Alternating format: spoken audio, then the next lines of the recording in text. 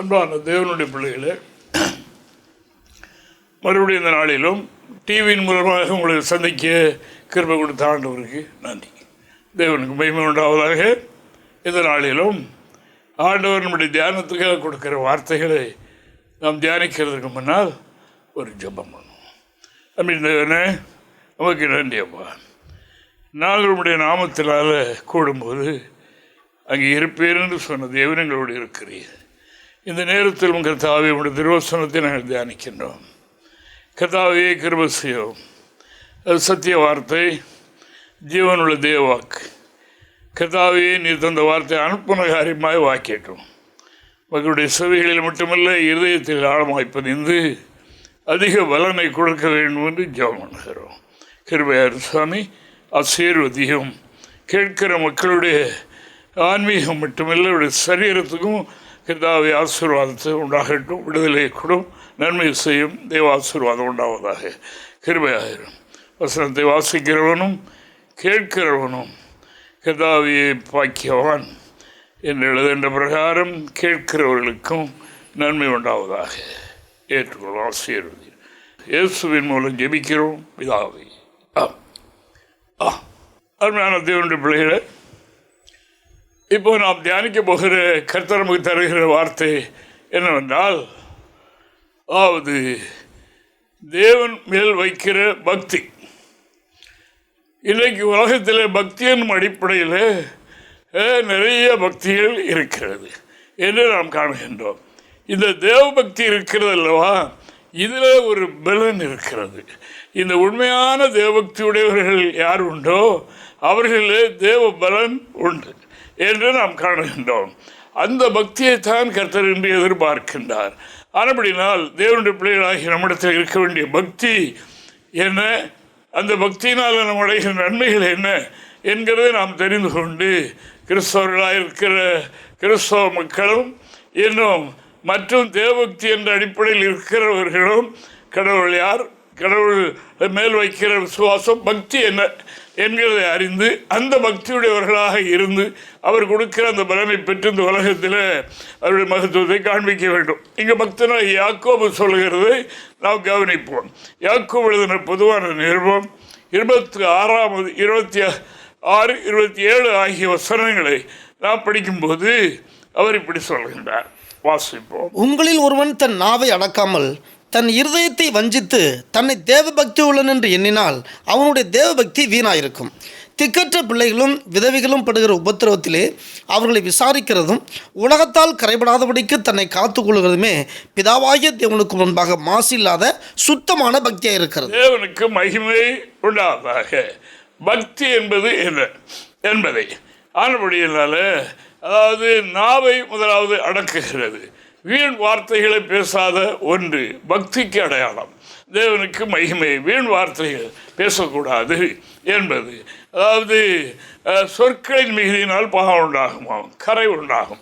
ஆனபடினால் இங்கே என்ன எழுதுகிறார் என்றால், திக்கற்ற பிள்ளைகள் விதவைகள் படுகிற அந்த நிலையில் அவர்களுக்கு ஹெல்ப் பண்ணுகிறதும் உதவி செய்கிறதும் ஒன்று.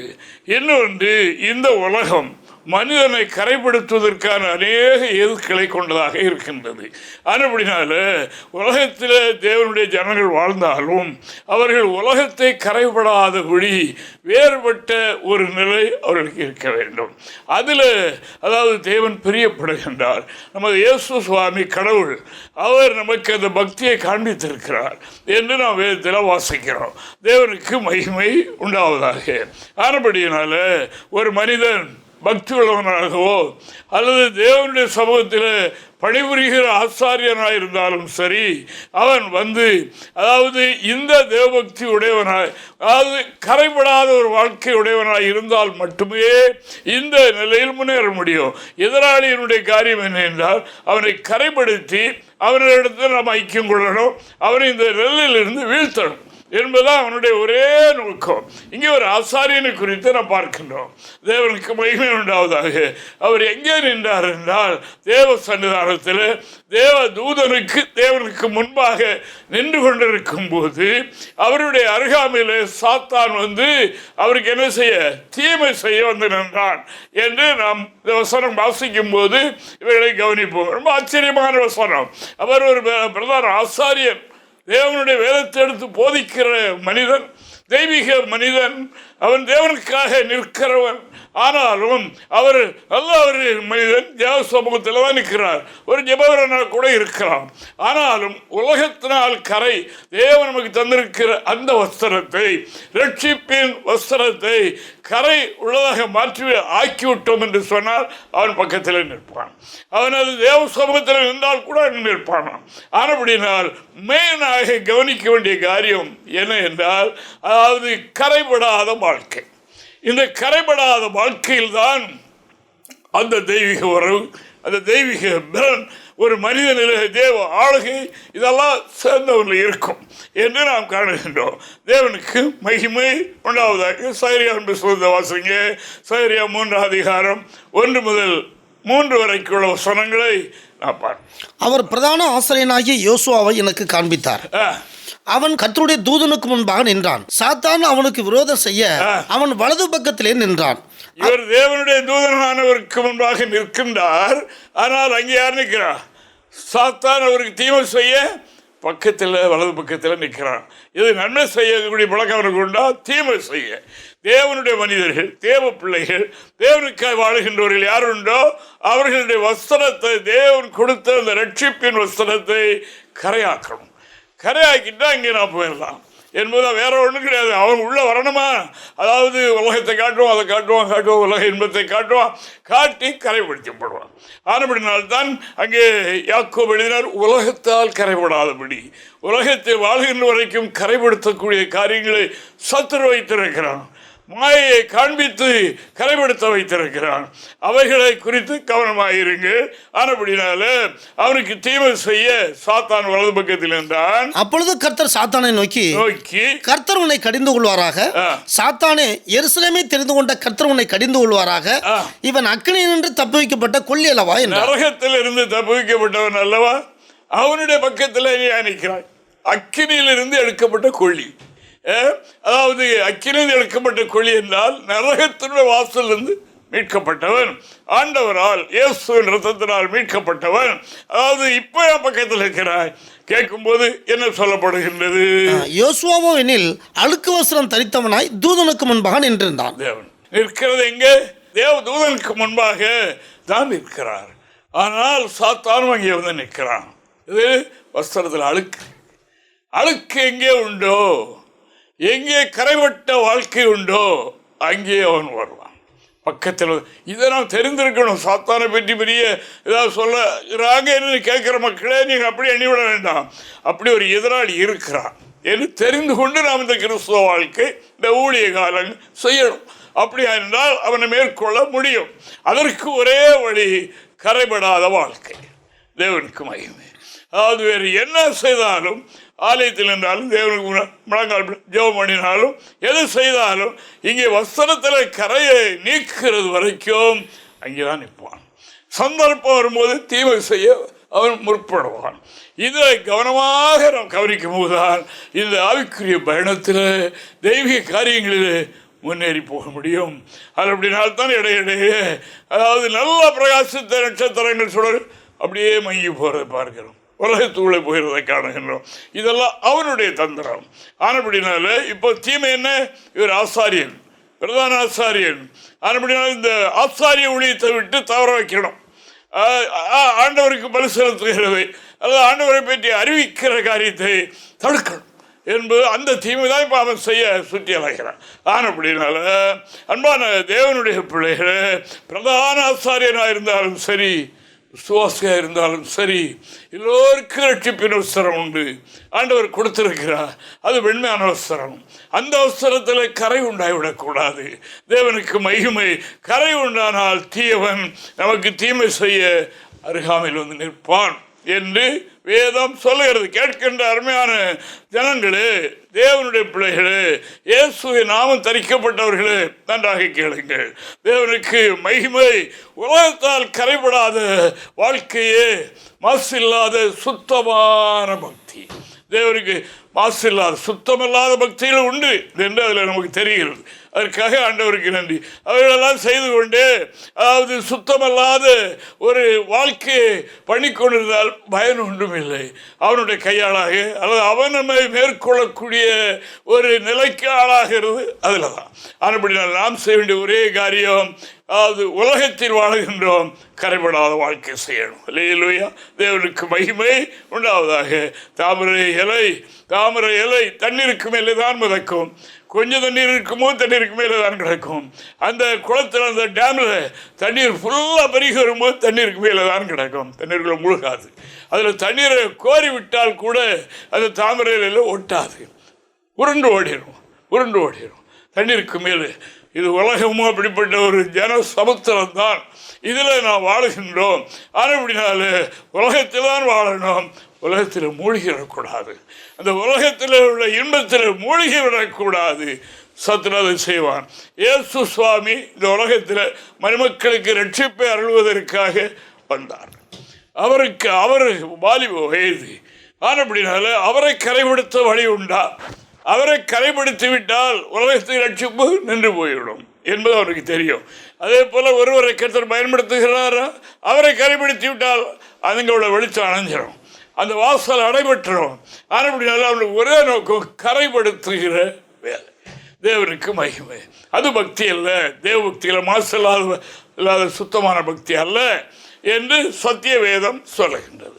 அதற்காக நான் ஆண்டவருக்கு நன்றி செலுத்துகிறேன். ஆண்டவராகி தேவன் நம்ம இதெல்லாம் ஆராய்ச்சி பண்ணனா இதெல்லாம் தெய்வீக காரியம்.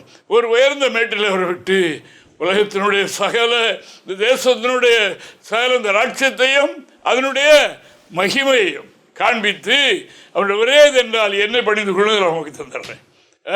சாத்தானுடைய வேலை. தேவனுக்கு மகிமை உண்டாவதாக. அதாவது ஏதேனிலே அவருக்கு ஆதி மனிதனுக்கு அதிகாரங்கள் முழுவதும் கொடுத்திருந்தார். எல்லாவற்றையும் ஆண்டவர் அனுபவி, எல்லா அதிகாரத்தையும் கொடுக்கிறேன். தேவ வார்த்தையை மீறி சாத்தானுடைய வார்த்தைக்கு கீழ்ப்படிந்து கை கொண்டான் அல்லவா, தோல்வி. அதுபடியால் அவனுக்கு கொடுத்தபடி அதிகாரம் இவன் பக்கம் வந்து விட்டது. அது அப்படியே செயலில் இருக்கிறது. அதை முடிக்கக்கூடிய வேலையும் நெருங்கி இருக்கிறது. ஆண்டவர் நீதி உள்ளவர். அவர் செய்யும் நேரத்தில் அவைகளை செய்வார்.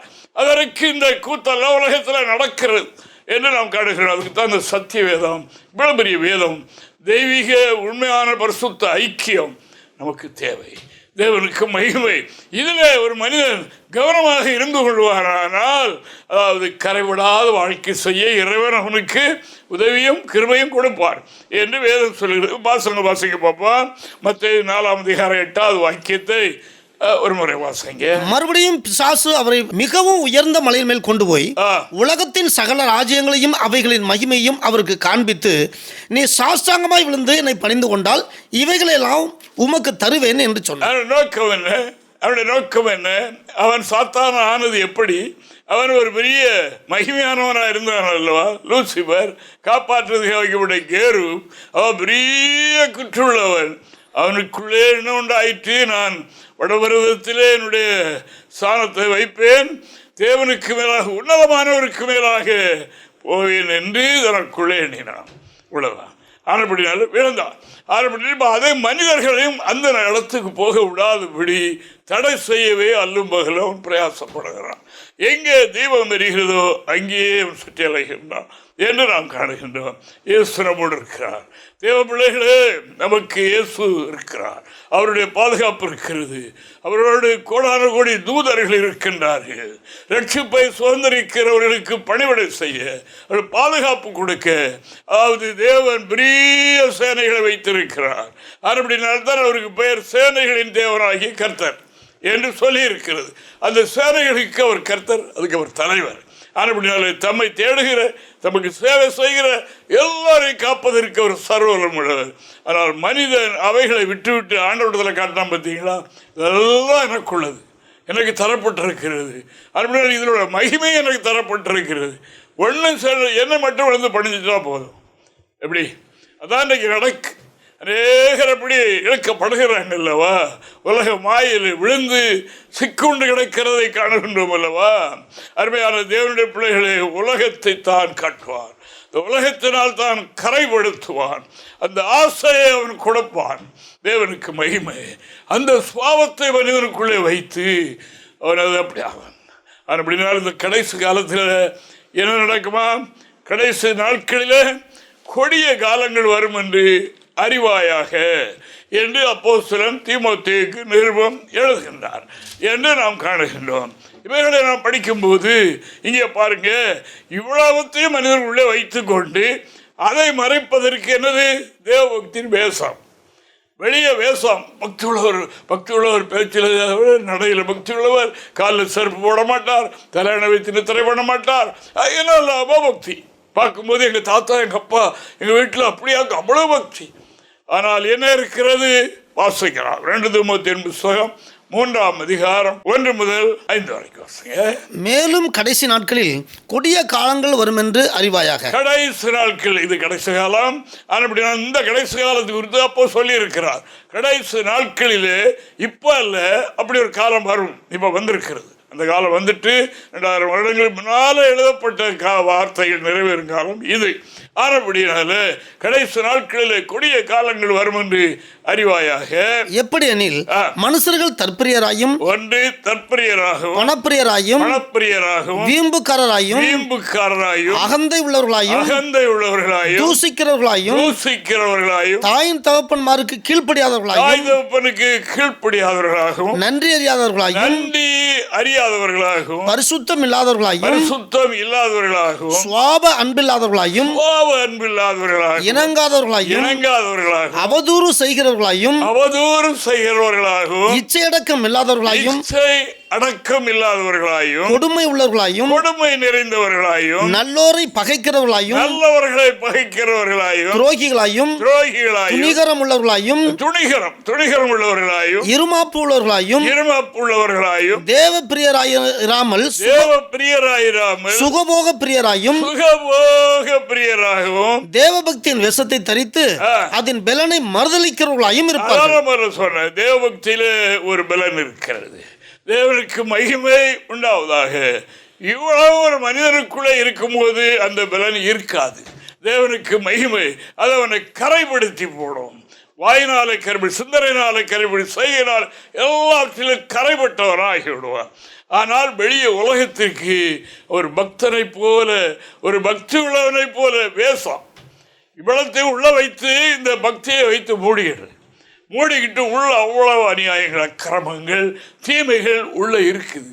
ஆனபடினால அதுதான் மனிதனை கரைப்படுத்துவது. தேவனுக்கு ஸ்தோத்திரம்.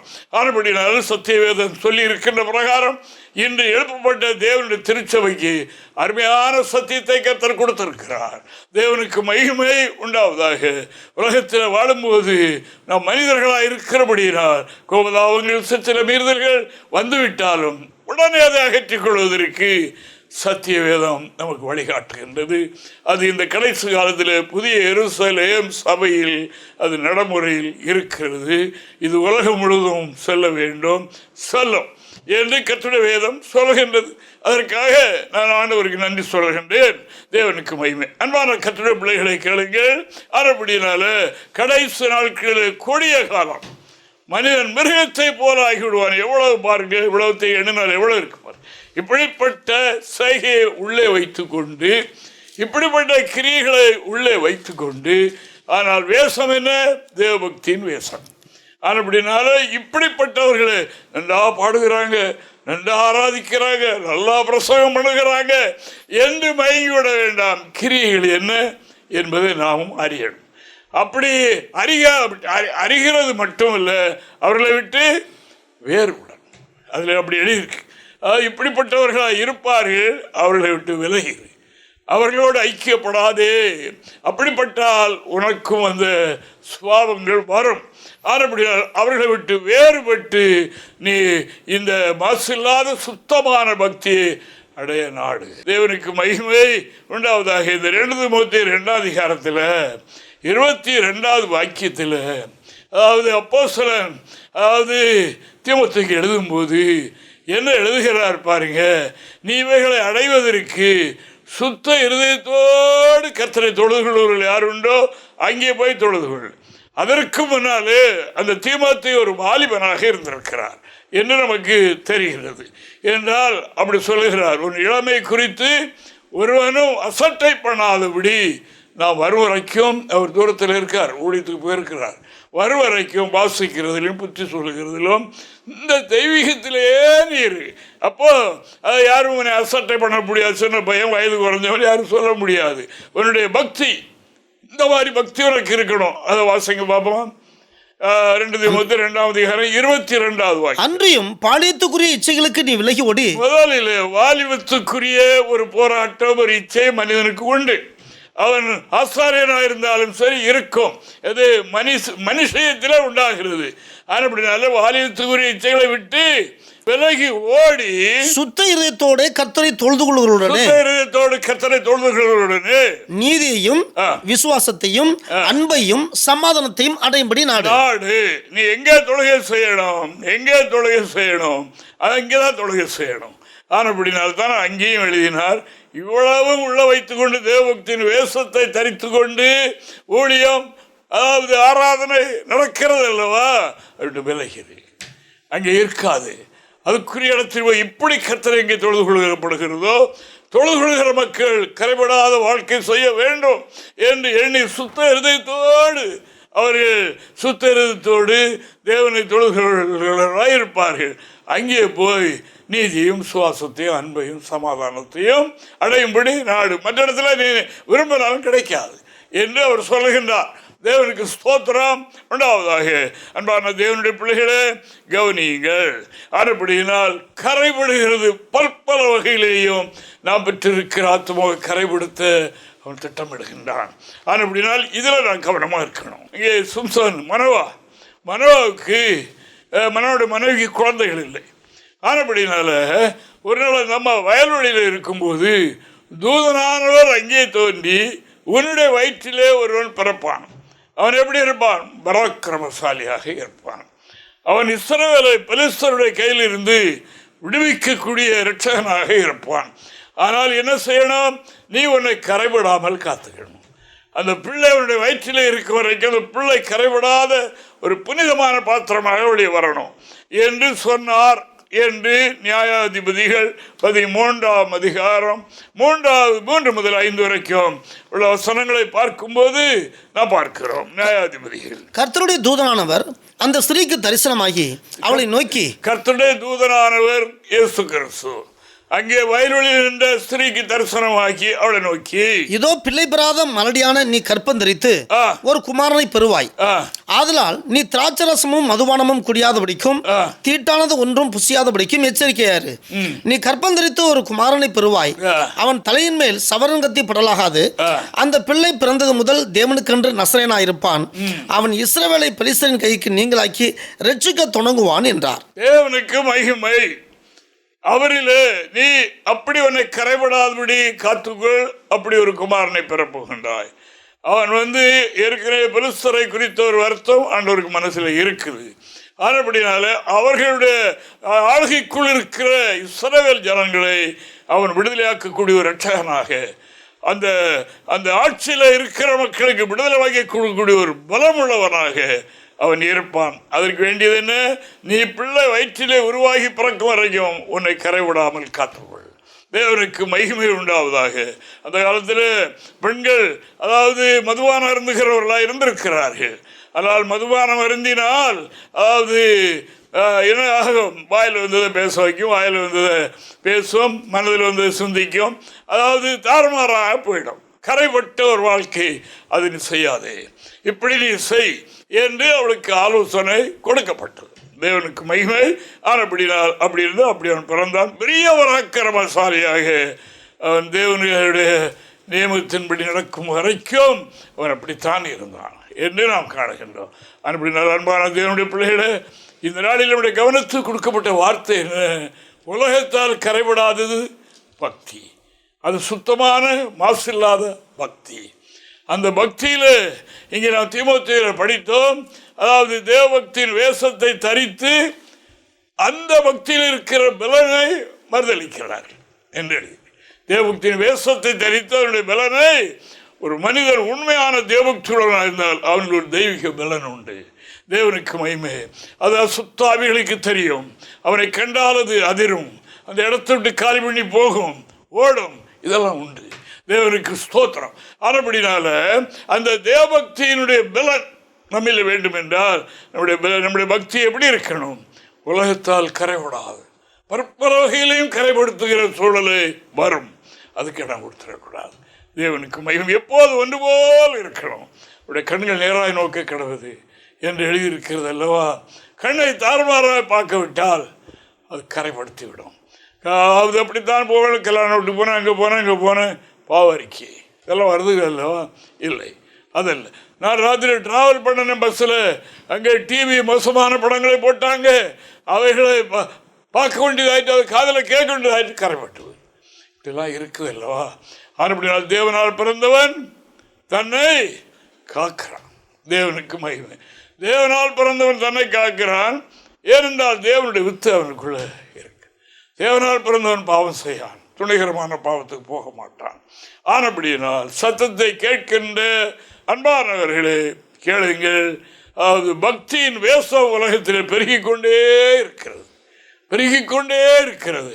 இரவிலே பார்த்தால் கூட்டம் கூட்டமாக காலில் செருப்பு இல்லாமல் எங்கேயோ தொழுகைக்கு போகிறாங்க, இதெல்லாம் பார்க்குறோம். ஆனால் வேஷம் தானே. ஜீவியத்தில் கிறிஸ்தவ மக்கள்தான் அப்படிதான் இருக்காங்க. வேதக்காரர்கள் என்று சொல்லிக்கொண்டு பழைய மனிதர்களாகவே வாழுகின்றார்கள். அப்படியே ஊழியம் என்ற நிலையிலேயும் கரைப்படுத்தி கொண்டு கரைபட்ட வாழ்க்கையோடு ஊழியம் செய்கின்றார்கள். இல்லை, இங்கு வேதம் என்ன சொல்கிறது? பிரதான ஆசாரியனாயிருந்தாலும் சரி, தேவனுக்கு முன்பாக நிற்கிறவனாயிருந்தாலும் சரி, ஜெப ஜீவியம் உடையவனாயிருந்தாலும் சரி, ஆனால் கரைபடாத வாழ்க்கையை அவன் தெரிந்து கொள்ளணும். அந்த ஒன்றுதான் அவனுக்கு விருப்பம். அந்த ஒன்றுதான் அவனுக்கு அப்படிப்பட்ட இடத்துல அவனுக்கு சிநேகம் கிடைக்கும். அதை செய்வான். தூரிலிருந்து அள்ளி வீசுவான், அக்கினி அஸ்திரங்களை வீசுவான். விசுவாசம் கேடயத்தை பிடித்து கொண்டு எதிர்க்கணும். தேவனுக்கு மகிமை. அப்படினால் அன்பானவர்களே, சத்தத்தை கேட்கின்றவர்களே, நம்முடைய வாழ்க்கையில் இப்படிப்பட்ட ஒரு தூய வாழ்க்கையை பெற்றுக் கொள்வோம். அது தேவனுக்கு மகிமை. பக்தி உள்ளவனை, எந்த பக்தி? கரைபடாத பக்தி.